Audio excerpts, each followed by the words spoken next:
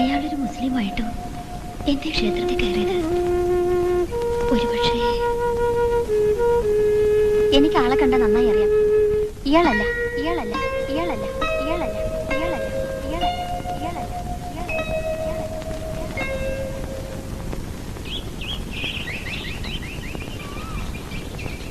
ഗൗരി കുഞ്ഞേ,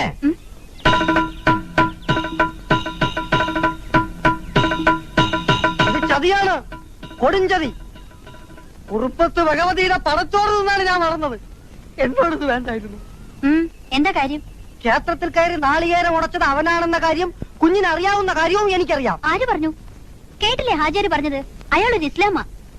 ആള് തെറ്റിയത് ശങ്കരനാ, എനിക്കല്ല. അയ്യോ, എന്റെ പൊന്നു കുഞ്ഞ, അത് അവൻ തന്നെയാ. ശങ്കരൻ ഒരിക്കൽ കണ്ടാൽ ആളെ മറക്കൂല. കുഞ്ഞ് ഒന്നുകൂടെ ഒന്ന് ഓർത്ത് നോക്കിക്കേ.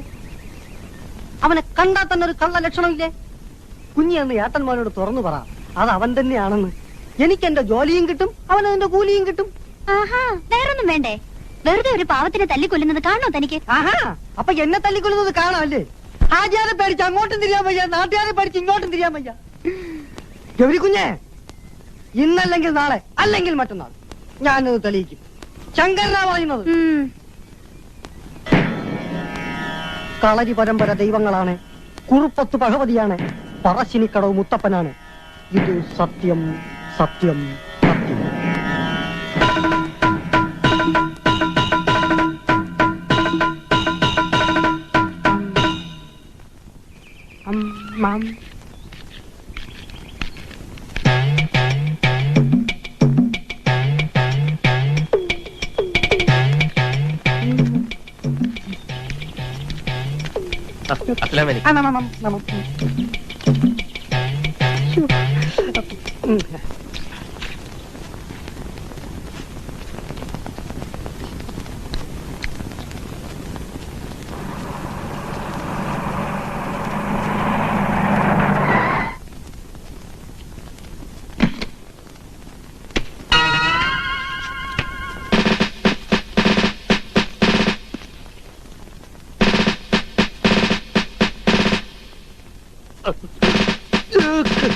കേക്കോ ഇത്രയൊന്നും പോരെ കണ്ണേട്ടോ? കേക്ക് കൊടുക്ക. കേക്കോ? സുകുമാരൻ, എന്റെ മോൻ. പട്ടാളക്കാരൻ സുകുമാരൻ.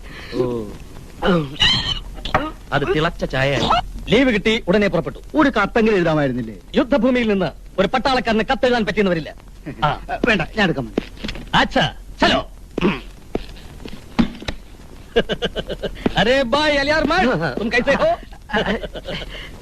സോറി പുട്ട്, അല്ല പേടിപ്പിച്ചു കളഞ്ഞല്ലോ. നാട്ടിൽ വരുമ്പോഴും വേണോ ഈ തോക്കും പട്ടാള വേഷവും? അതിർത്തി നിന്ന് നേരെ ഇങ്ങോട്ട് വണ്ടി കയറിയായിരിക്കും. അല്ല, ഈ റെയിൽവേ പോർട്ടന്മാരുടെ പിടിച്ചുപറി ഒഴിവാക്കാൻ ഇതേ ഉള്ളൊരു മാർഗം.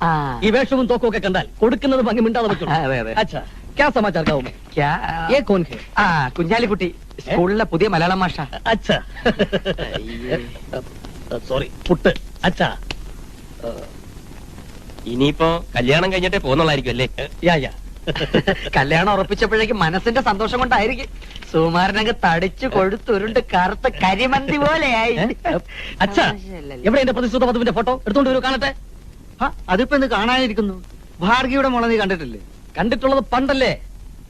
ഹവിൽദാർ സുകുമാരൻ നായരുടെ ഭാര്യ ആവാനുള്ള യോഗ്യത അവൾക്ക് ഇപ്പോ ഉണ്ടോ എന്ന് എനിക്കറിയണ്ടേ? ചലോ ചലോ, എടുക്കൂ എടുക്കൂ. എന്റെ കാലുവാ. സോറി. എന്നടാ, ശരിക്കും നോക്കിക്കോ, കൊച്ചിനെ കണ്ട വെണ്ണല്ല ഇപ്പൊ.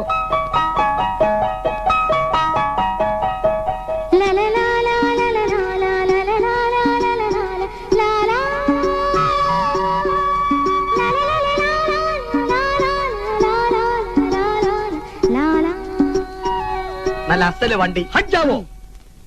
അന്യന്റെ ഭാര്യയുടെ സൗന്ദര്യം ആസ്വദിക്കാനുള്ള ഈ ആവേശം അത്ര നല്ലതല്ല. ബസ് ബസ് കഴിച്ചു വെക്കുള്ളൂ വെക്കുള്ളൂ. പേടി വെക്കണം ഇവനെയൊക്കെ. നല്ല സ്വയം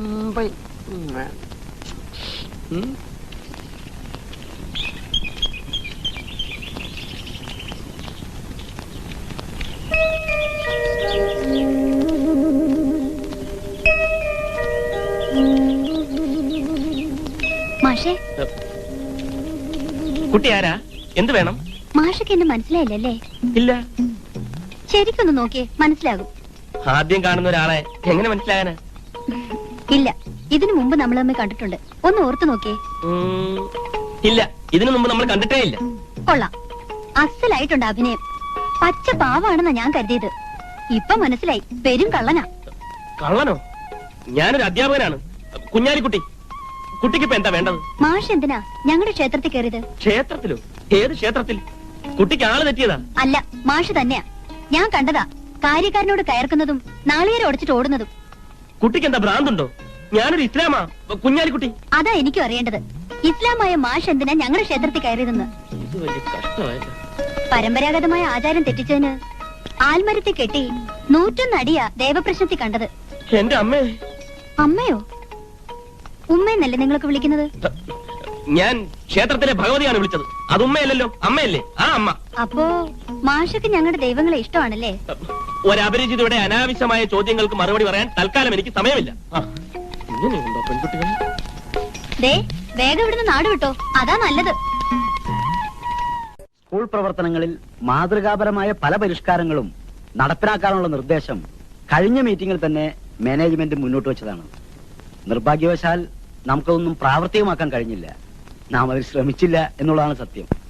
കാര്യക്ഷമതയില്ലാതെ പ്രവർത്തനരഹിതമായി കിടക്കുന്ന നമ്മുടെ ഫിസിക്കൽ എഡ്യൂക്കേഷൻ ഡിപ്പാർട്ട്മെന്റ് തന്നെ അതിന് ഏറ്റവും വലിയ ഉദാഹരണമാണ്. അലിയാർ മാഷ്ക്ക് ഇതേക്കുറിച്ച് വല്ലതും പറയാനുണ്ടോ? ഫിസിക്കൽ എഡ്യൂക്കേഷൻ ഡിപ്പാർട്ട്മെന്റ് പ്രവർത്തനരഹിതമായത് ഡ്രിൽ മാഷ എന്റെ കുഴപ്പം കൊണ്ടല്ല. എല്ലാ സ്കൂളുകളിലും ആധുനിക രീതിയിലുള്ള ഉപകരണങ്ങൾ വെച്ച് ബാൻഡ് പഠിപ്പിക്കുമ്പോ ഇവിടെ മാത്രം രാവണന്റെ കാലത്തുള്ള ഒരു പെരുമ്പറ മുഴക്കിയാണ് കുട്ടികളെ ബാൻഡ് പരിശീലിപ്പിക്കുന്നത്. ആദ്യം ഇതിനുള്ള മറുപടി മാനേജ്മെന്റ് പറയട്ടെ. അല്ലാതെ എല്ലാ കുറ്റങ്ങളിലും ഡ്രിൽ മാസ്റ്റർ തലയെ കെട്ടിവെച്ചിട്ട് ഒഴിഞ്ഞു മാറുകയല്ലേ വേണ്ടത്. ഈ ജാതി പരിപാടി രാഷ്ട്രീയത്തിൽ പ്രയോഗിച്ചാൽ മതി കേട്ടോ മുകുന്ദം മാഷേ. അലിയാർ മാഷ് ചൂടാവണ്ട. എന്തെങ്കിലും നിർദ്ദേശം ഉണ്ടോ എന്ന് മാത്രമേ ഞാൻ ചോദിച്ചുള്ളൂ.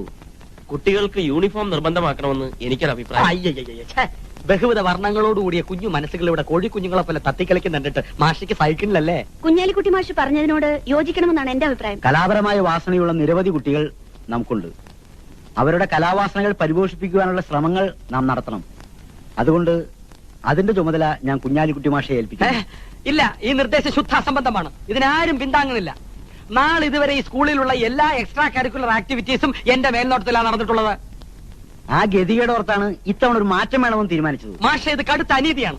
ദീർഘകാലം പ്രവർത്തന പാരമ്പര്യമുള്ള ഒരു കായിക കലാകാരന്റെ കലാഹൃദയത്തോട് കാട്ടുന്ന കൊടും ക്രൂരതയാണിത്. ഈ മീറ്റിംഗ് ഞങ്ങൾ ബോയ്ക്കോട്ട് ചെയ്യുന്നു. ഞങ്ങളെന്ന് വെച്ചാ? ജമീല ടീച്ചറെ വരൂ. ഞാൻ വരുന്നില്ല. യമുന ടീച്ചറെ വരൂ. ഞാനുമില്ല. അല്ലേ, വേണ്ട. കരിങ്കാലികളാണ് ഹാജിയാര്. എന്താ ഇവിടെ ഒരു ബഹളം? പുതിയ ഭരണപരിഷ്കാരങ്ങൾ നടപ്പിലാക്കിയതിന്റെ ആഹ്ലാദ തിമിർപ്പിലാണ്. എന്താണ് നടപ്പിലാക്കിയത്? ഈ സ്കൂളിന്റെ എല്ലാ കാര്യങ്ങളും കുഞ്ഞാലിക്കുട്ടി മാഷെ ഏൽപ്പിക്കാനുള്ള എന്റെ തീരുമാനം അംഗീകരിച്ചു, പാസാക്കി. പക്ഷെ അതിനെ എതിർക്കാനും ചിലരുണ്ടേ. കഴിവും ആത്മാർത്ഥയും വെച്ച് നോക്കുമ്പോ കുഞ്ഞാലിക്കുട്ടി മാഷ് തന്നെയാണല്ലോ അതിനർഹൻ. അത് തന്നെയാണ് നമ്മുടെ അഭിപ്രായം. കൺഗ്രാചുലേഷൻസ്, എനിക്ക് സന്തോഷമായി.